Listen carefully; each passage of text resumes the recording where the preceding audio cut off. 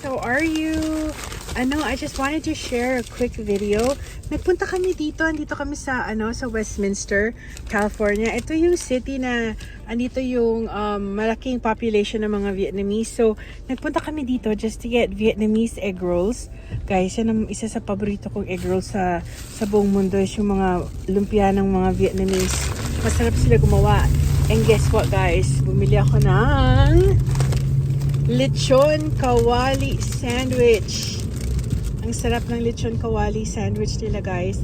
So, yung isang ganito, guys, kung i-ano natin sa pesos, 500. 500 pero malaki siya eh. So, bumili ako ng dalawang lechon kawali na sandwich at saka isang lemongrass tea. Gusto ko ipakita sa inyo kung ano yung itsura. Guys, ang sarap-sarap. Ay, baliktad. Baliktad, guys. Ikot ko muna. Ikot ko. Ayan, guys, so. Ayan yung Vietnamese sandwich, which is yung banh mi. And look.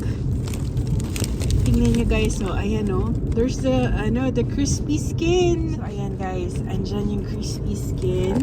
And then yung, yung parang achara siya. Like yung pickled, carrots and daikon nila. Oh my God, Austin, I forgot to tell them now. Walang jalapeno. So, we have to remove the jalapenos. So, ayan, guys. So, meron siyang carrots and daikon. Cucumbers at saka cilantro. And then, ayan ulit yung pork. So, it's really good, guys. Favorite ko talaga yan. And then, nag-order din ako, guys, ng spring rolls. Pork belly na spring rolls with peanut sauce. Favorite ni Austin yan. And the name of the restaurant is, Carrots and Daikon. Dito yung nakikita sa Westminster. And ayan, yung ilaw, ayan. Guys, can you see that? Yung balat. Ang sarap, no? Masarap to sa rice. Pero masarap to siyang gawing sandwich. Kasi as you could, you could tell, kita niyo yung bread, oh. The bread has a lot of mayonnaise, may garlic aioli yan. And I just can't wait to eat it. So, medyo malayo to sa bahay namin. So, kaya lang kami napadaan kasi we went to the flea market today. So, nasa city siya ng Westminster. Pero, nakatry na kayo ng ganito, guys. Yung, Vietnamese sandwiches. So, usually it's barbecue pork, barbecue chicken, ham, diba? Mga ganon. Pero this one, kilala sila sa Westminster. Ang specialty nila is lechon kawali. Lechon kawali na sandwich. Do you like their sandwiches, Austin? Ang sarap, They're a little bit more expensive than yung ibang banh mi places. Pero worth it naman, guys. Kasi kita nyo yung laki-laki, oh. Ang laki-laki. So anyways, guys, thank you pala for watching. I just wanted to share with you yung yun ang name. Yung namin, merienda namin for today. And nga pala, happy birthday kay Chari! I remember, sabi niya birthday niya is in October. I think it's tomorrow.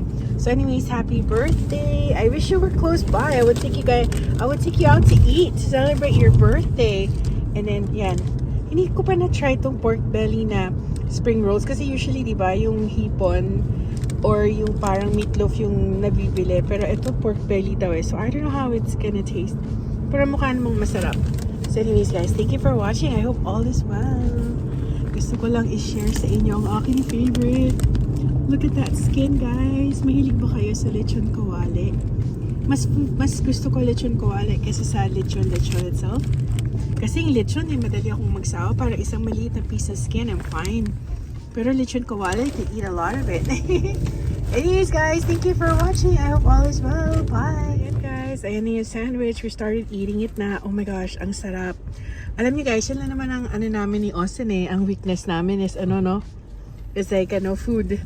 Wala naman kaming bisyo eh. Ang bisyo lang namin is traveling sa Asia and then pagkain. So, yan yung mga simple pleasures namin. Masarap siya, guys. Ayan. Austin, you wanna try? Ayan. Nagkakalat kasi yung bread, guys. Pero, masarap siya. Anyways, again, thank you for watching.